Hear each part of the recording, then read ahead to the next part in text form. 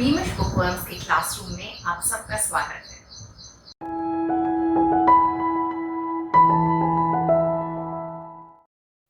बच्चों, आज हम कंज्यूमरिस्ट कल्चर पाठ पढ़ेंगे और समझेंगे। ये पाठ एक लेख है जिसके रचयिता डॉक्टर चेरियन अलेक्जेंडर हैं। आप इंग्लिश के प्रोफेसर हैं और एसेज लिखा करते हैं। रेडियो पर भी आपके कई शोज आते रहते हैं। इस पाठ में आप लगातार बदल रहे शॉपिंग कल्चर पर रोशनी डालते हैं।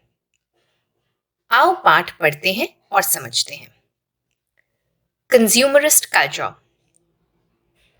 2 months ago, I came across an advertisement put out by a posh shopping mall for bargain shoppers. In a band at the top of the ad were the words, "Shop till you drop." I couldn't help noticing what an apt and ironic summing up this was of the media-driven mania of mindless consumption that characterizes our lives in these dawning years of the globalized 21st century.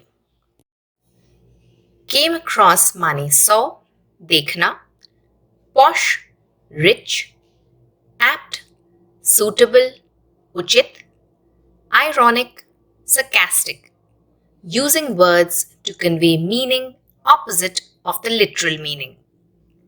Mania, frenzy या पागलपन, mindless, बिना सोच विचार के, dawning years, शुरुआती साल। लेखक कहते हैं कि 2 महीने पूर्व मैंने एक शॉपिंग मॉल में एक एड देखा जो खरीदारों को आकर्षित करने के लिए लगाया गया था। सेल और बार्गेन शब्द जहां दिखाई देते हैं, लोग वहां गुड़ पर मक्खी की तरह खींचे चले आते हैं। बैनर पर लिखा था, "शॉप टिल यू ड्रॉप", जब तक एनर्जी है, ताकत है, खरीदारी बस करते जाओ। हमारे दाम बिल्कुल वाजिब हैं। लेखक कहते हैं, ये बैनर को देखकर मुझे एहसास हुआ कि हम कठपुतली के समान हैं, जिसकी डोर मीडिया के हाथ में है। हम वैसा ही करते हैं जैसा मीडिया हमसे करवाना चाहती है। बिना सोचे समझे हम ऐसी वस्तुओं पर पैसा खर्चने को तैयार हो जाते हैं जिनकी हमें कोई भी जरूरत नहीं है। मगर 21वीं शताब्दी में जीने वाले सभी मनुष्य खुद को समझदार, वर्ल्डली वाइज और ग्लोबलाइज्ड मानते हैं। उन्हें अपने सभी एक्शंस बिल्कुल ठीक लगते हैं। आगे पढ़ें। Never before in human history have people all over the world bought and consumed such a bewilderingly diverse array of things on such a vast scale. And the surprising thing is that most of the merchandise is absolutely unessential to human health and happiness. Just 100 years ago, our ancestors would have found it hard to believe that artificially colored, flavored, and sweetened water would be sold in billions of plastic bottles and aluminum cans as a thirst-quenching drink. Imagine their shock if they had been told that this drink had absolutely no nutritive value, but rather has a damaging effect on the digestive system and the bones. And yet, Pepsi and Coca-Cola are sold even in the remotest nook and corner of the world today. These sellers of colored, sweetened water are giant multinational corporations with revenues measured in billions of dollars, bigger than the combined GNP of nearly a score of the world's poorest countries. There are parallel success stories that can be told of the purveyors of cigarettes and liquor, hamburgers and fried chicken, cosmetics and fashion wear. A seemingly never-ending list. Bewildering, confusing, उलझन में डालने वाला. Array, order, arrangement. Merchandise, products. Thirst quenchers, प्यास बुझाने वाले. Remote, distant, दूरस्थ. Nook and corner, हर नुक्कड़ और कोना। GNP is a short form of Gross National Product, the total value of all finished goods and services produced by a country in a financial year. Score बहुत सारे, purveyor, seller. Human history में आज से पहले ऐसा कोई समय नहीं आया जब दुनिया भर के लोगों ने इतनी सारी तरह की वस्तुओं को इतनी अधिक मात्रा में खरीदा और प्रयोग किया हो। सभी मार्केट्स, सभी दुकानें सामान से खचाखच भरी हुई हैं। शैम्पू की बोतल से लेकर रिफाइंड ऑयल तक हर तरह की वस्तुएं उपलब्ध हैं और हर तरह के ब्रांड्स भी हैं। गौर किया जाए तो हम बाजार से जो भी प्रोडक्ट्स खरीदते हैं उनकी हमें एक्चुअली कोई ज़रूरत नहीं है। वे हमारी खुशहाली, हमारी सेहत, हमारी वेलबींग के लिए बिल्कुल भी ज़रूरी नहीं है। यदि हमारे पूर्वजों को पता चलता कि लगभग 100 साल के बाद इस धरती पर एक ऐसी ड्रिंक बिकेगी जिसमें चीनी ही चीनी भरी होगी, गैस भरी होगी और न्यूट्रिशन के नाम पर कुछ भी नहीं होगा, तो शायद वे शौक में आ जाते।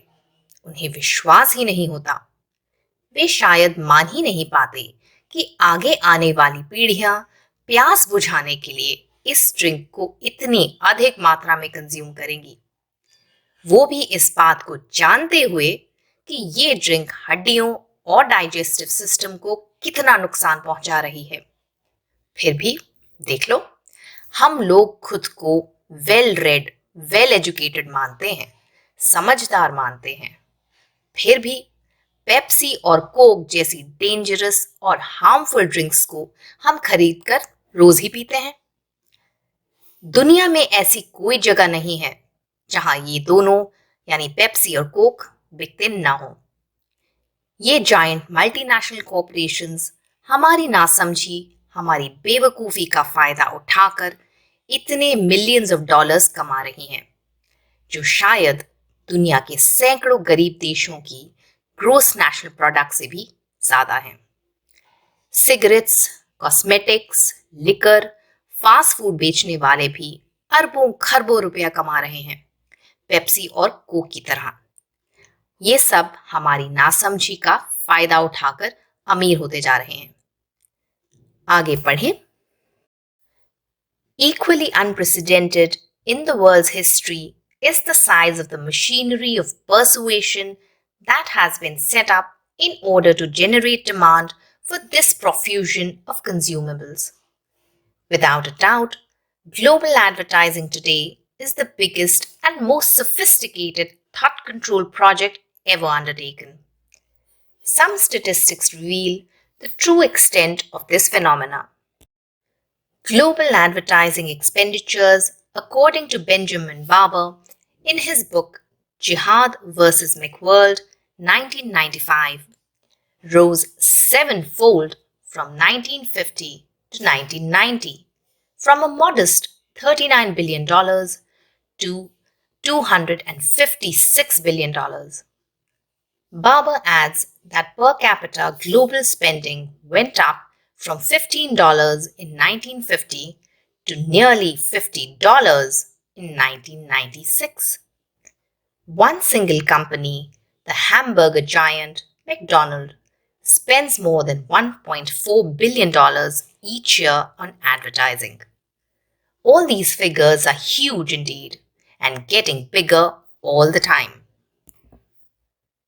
Unprecedented, अभूतपूर्व, जो पहले कभी नहीं हुआ हो।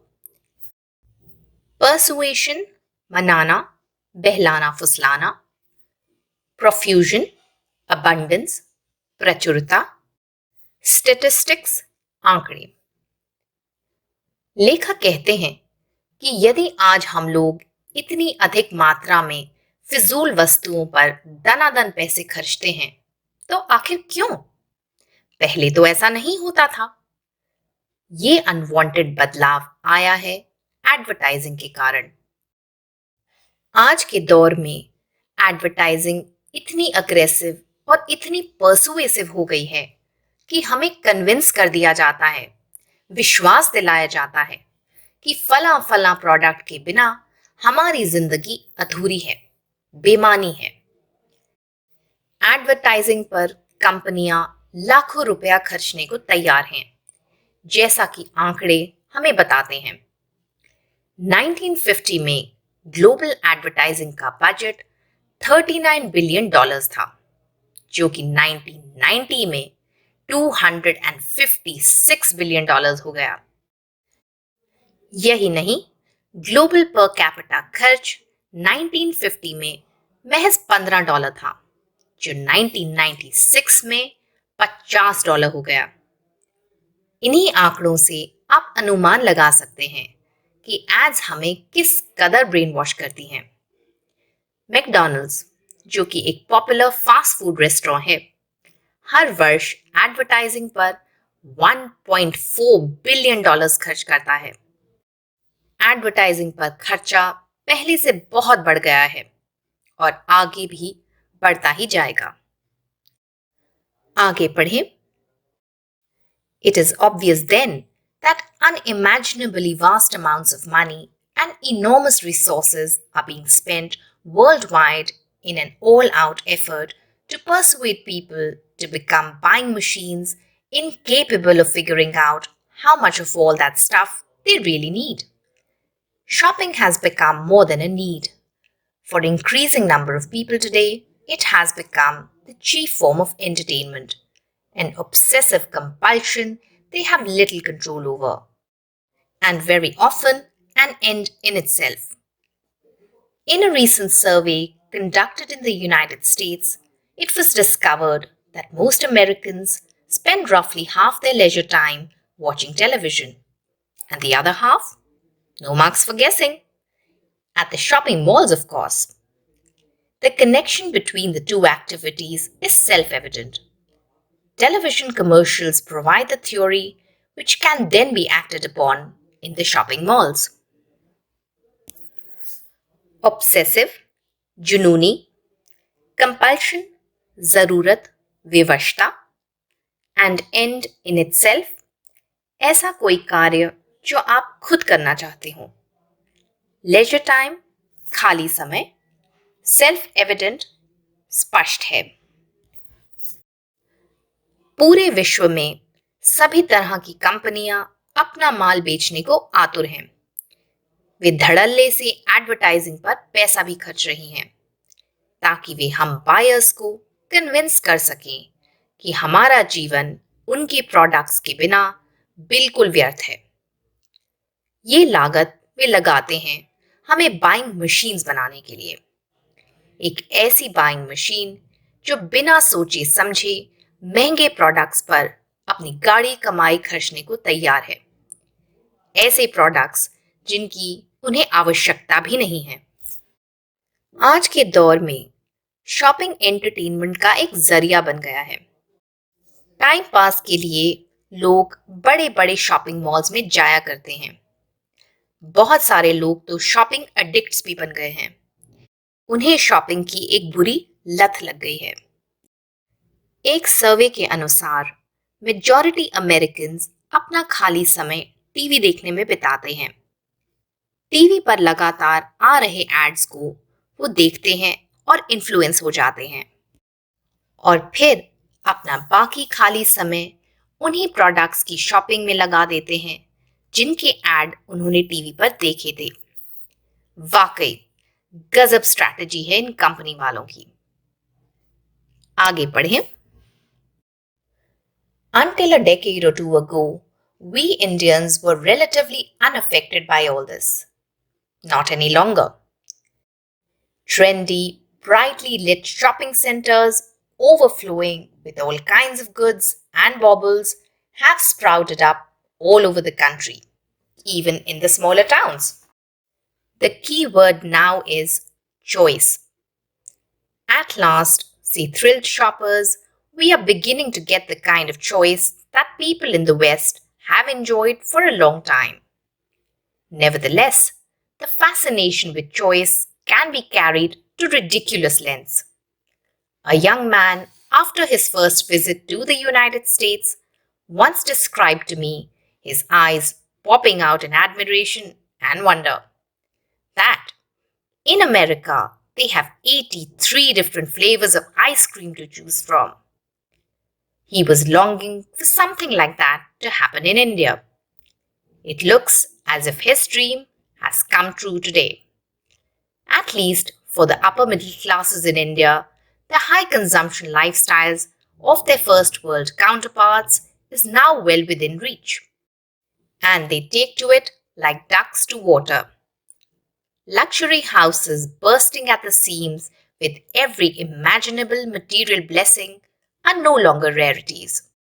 For everyone whose definitions of the good life are premised upon the abundance of material possessions, the times have never been better.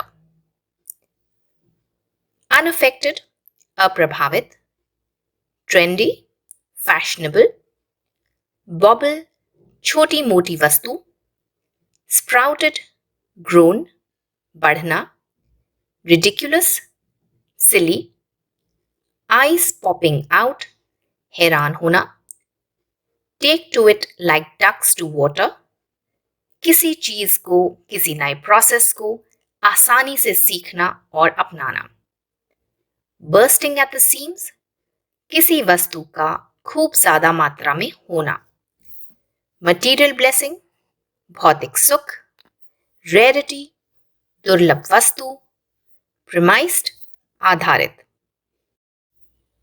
10 वर्ष पूर्व तक हम हिंदुस्तानी इन सब वेस्टर्न आइडियाज और कॉन्सेप्ट से अप्रभावित थे। हमारी लाइफ सिंपल, स्ट्रेट फॉरवर्ड थी, पर अब ऐसा नहीं है। जगह जगह बड़े बड़े जगमगाते आलीशान मॉल दिखाई देते हैं, और ये केवल मेट्रो सिटीज में ही नहीं, छोटे छोटे शहरों में भी हैं। इन मॉल्स में दुनिया का हर सामान उपलब्ध है। बड़े बड़े ब्रांड्स हैं, डिजाइनर्स हैं। हर प्रकार के चकाचौंध कर देने वाले प्रोडक्ट्स बेचे जा रहे हैं और खरीदे भी जा रहे हैं। कुछ तो ऐसे हैं जिनका नाम हमें प्रोनाउंस करना भी नहीं आता, ना ही इस्तेमाल करना आता है।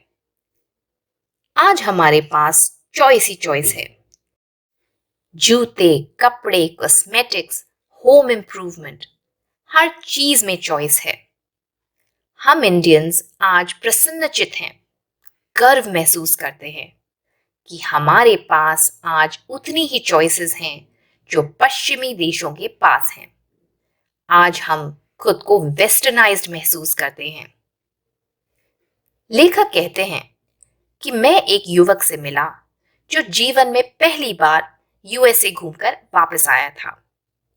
वहां की लाइफस्टाइल देखकर उसकी आंखें फटी की फटी रह गई थीं। वह ये देखकर हतप्रभ था कि यूएस में आइसक्रीम के 83 फ्लेवर्स मिलते हैं। इंडिया में भी वो ऐसी ही चॉइसेस और अवेलेबिलिटी देखना चाहता था। आज वो वाकई खुशी से नाच रहा होगा। आज एटलीस्ट अपर मिडिल क्लास के पास चॉइसेस की कोई कमी नहीं है। दुनिया का हर ब्रांड उनके रीच में है और इस बदलाव से वे बेहद प्रसन्न हैं।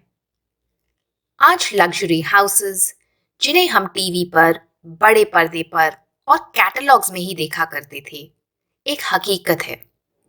उन घरों में हर तरह के accessories, fittings and furnishing, her modern सुविधा उपलब्ध है।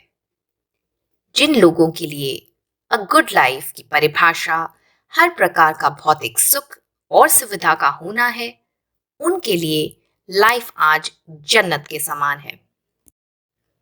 यह पूरा होता है कंज्यूमरिस्ट कल्चर का पार्ट 1। पार्ट 2 लेकर मैं जल्दी ही आऊंगी। बीमिश बुकवर्म्स की तरफ से आज इतना ही। Happy reading, happy studying everyone. I hope ये वीडियो आप लोगों को अच्छा लगा होगा। इन केस आपके कोई डाउट्स हैं, कोई क्वेश्चंस हैं, तो नीचे कमेंट सेक्शन में आप मुझसे पूछ सकते हैं। Thank you for watching. अगर आपको आज मेरे साथ सीखने में मज़ा आया तो प्लीज़ बीमिश बुकवर्म्स को लाइक और सब्सक्राइब करें। साथ ही में लगे बेल आइकन को ज़रूर दबाएं ताकि मेरे चैनल की सभी नोटिफिकेशंस आपको मिलती रहें। Thank you for watching.